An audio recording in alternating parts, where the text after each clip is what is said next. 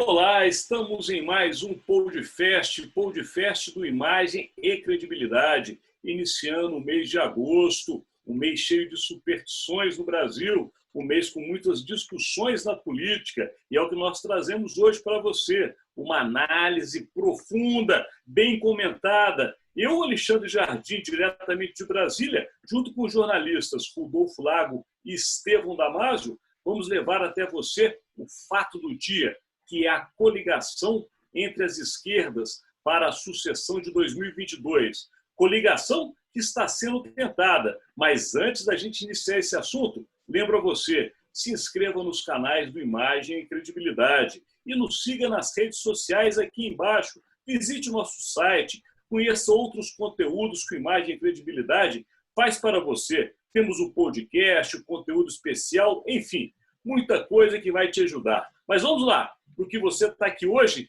que é o assunto do dia, o fato em Brasília, coligação entre as esquerdas, muita discussão em torno de um nome, nenhum consenso até agora, mas uma entrevista do governador do Maranhão, Flávio Dino, parece mudar o rumo das conversas. E quem vai nos contar isso é Rodolfo Lago. Está contigo, Rodolfo. Oi, Alexandre, Estevão, nossos amigos, obrigado sempre aí pela audiência. O Flávio Dino, né, governador do Maranhão, deu uma entrevista para a Folha de São Paulo, onde ele fala na possibilidade de as esquerdas se unirem para a eleição em 2022, para a sucessão do presidente Jair Bolsonaro, em torno do nome do Ciro Gomes, do PDT.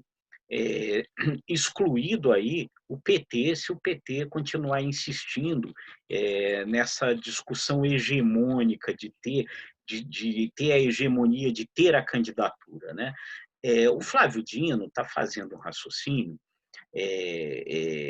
de que se houver essa união, existiria uma possibilidade de vitória eleitoral. Por quê? O primeiro raciocínio que ele faz é que, embora a maior parte da sociedade, de acordo com as pesquisas, pareça ter apoiado o impeachment da Dilma, essa parte já não apoiou a solução, que foi o governo Temer. O governo Temer foi um governo impopular. Então, ali já houve uma primeira indicação no raciocínio do Flávio Dino de que a solução não teria esse apoio. Da mesma forma, o presidente Bolsonaro ganhou as eleições, mas hoje as pesquisas indicam que existe uma maioria de pessoas que está insatisfeita com esse governo, que estaria contra esse governo. O grande problema está em aglutinar essas pessoas todas em torno de uma candidatura que pudesse ser vitoriosa. E é esse o raciocínio que o Flávio Dino faz.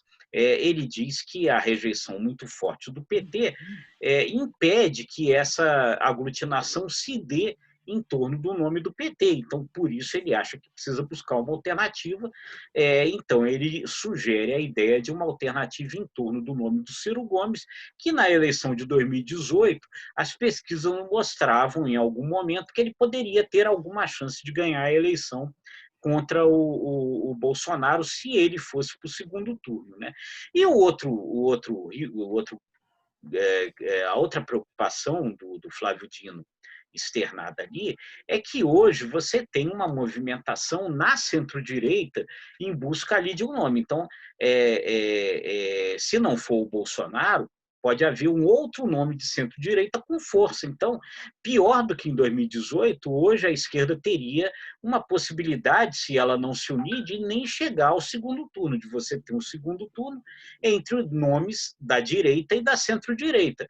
Então, esse é um risco grande na avaliação dele, um risco grande que força na avaliação dele que haja essa discussão em torno de tentar achar um nome que aglutine esses votos aí, essa insatisfação que existe e as pesquisas mostram, né?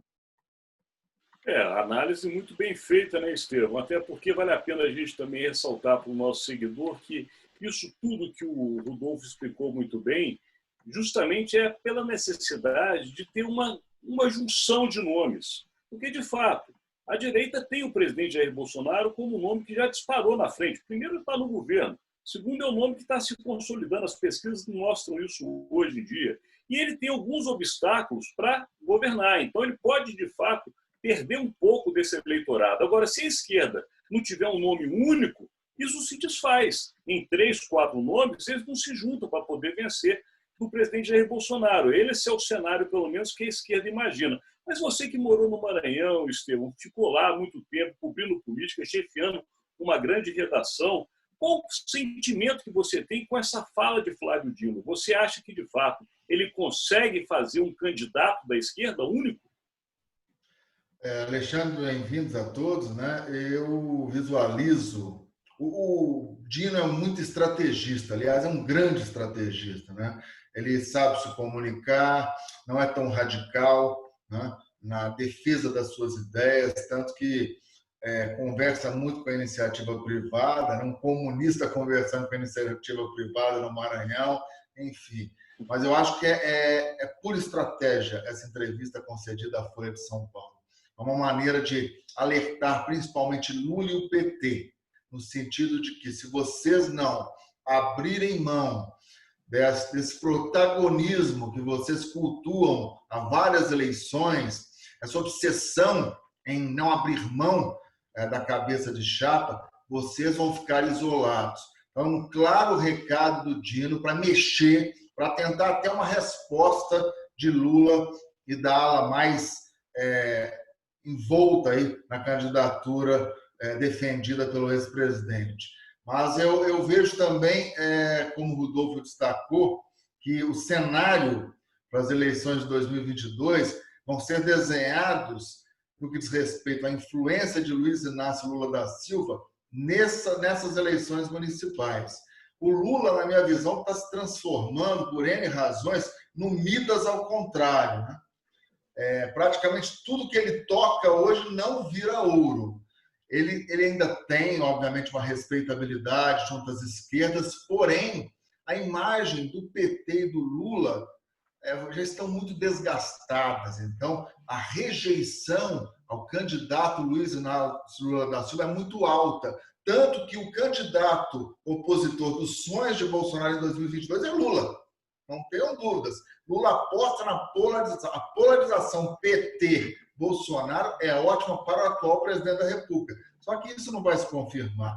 Eu acho que Lula, com alguns movimentos que vem fazendo, principalmente em São Paulo, dando a bênção para um candidato que é repelido por boa parte das alas internas petistas, o fracasso de Lula vai extirpá-lo da disputa de 2022. Para o Bolsonaro isso é ruim. Eu acho que o Bolsonaro, o candidato opositor dos sonhos, repito, é Luiz Inácio Lula da Silva, mas não vai ser o Lula, não. Rodolfo, então a pergunta que não quer calar, né? Quem seria esse candidato das esquerdas, Rodolfo? Então, o Flávio Dino sugere ali uma união em torno do Ciro Gomes, né, que mostrou na outra campanha, em 2018, que ele poderia ter alguma chance de vencer o Bolsonaro no segundo turno, né?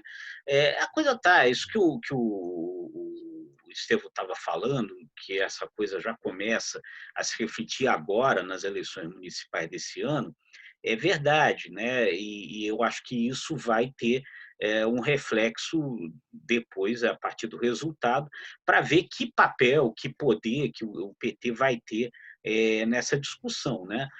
Se o PT sair enfraquecido da eleição municipal desse ano, isso certamente vai se refletir em como é que essa conversa vai aí para frente. E isso é uma chance grande, né? Por causa de alguns erros que estão sendo cometidos, que envolvem essa intervenção do Lula no processo, como bem disse o Estevão. Lá em São Paulo, o PT optou pela candidatura do Gilmar Tato, né? E é claramente uma opção interna, né? Foi uma disputa ali do comando interno.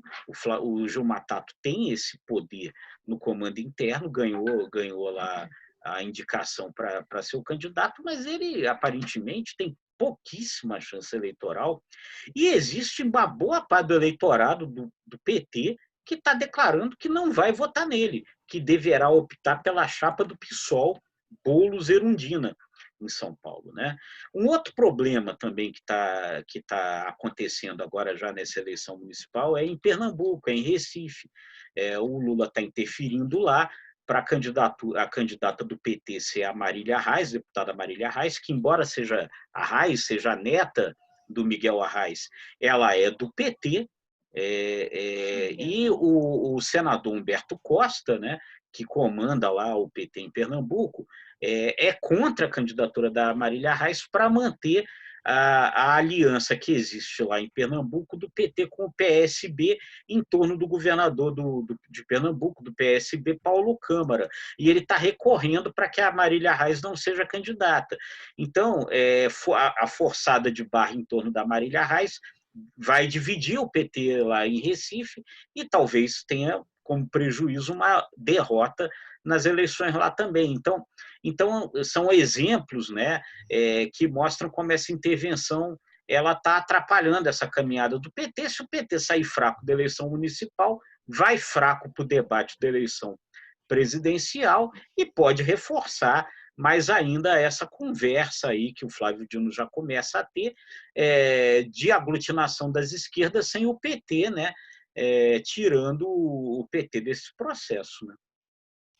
Só complementando, viu, Jardim? Complementa então, que daí a gente já rapidinho. O Flávio Dino é um excelente candidato a vice, né? Ele Exatamente. É um nome respeitado para compor uma chapa, e ele aceita naturalmente, ele não vai brigar para ser o cabeça de chapa, ele nem tem comprometimento ou muita abertura no sul do país, né? No centro-sul do país. O Dino é forte no Nordeste, principalmente no Maranhão, obviamente, mas para ser vice de uma nova esquerda, digamos assim, eu acho que ele é um bom nome. Mas se for Ciro Gomes, já vira uma chapa puro sangue, né? Como se diz, do Nordeste somente, enfim. Tem que passar pela eleição municipal. Tem muita coisa ainda para acontecer. Chegamos ao final do podcast. E qual é a aposta do dia, Estevão, já que está contigo? Eu acho que reforma tributária, né? Reforma tributária. Quarta-feira, depois de amanhã, teremos a presença virtual do ministro, né? Paulo Guedes, na comissão. E você, Rodolfo? Eu acho que além da reforma tributária, que é verdade, a gente precisa prestar atenção, acho que a gente deve prestar atenção também no retorno das atividades do judiciário, né? O Supremo volta essa semana, né? As atividades, e tem uma série de questões lá, de processos, de ações que precisam ser julgadas, né? Que envolve aí fake news, Fabrício Queiroz, outras questões. Bem lembrado. Então, acho que é bom a gente prestar atenção nesse retorno do judiciário.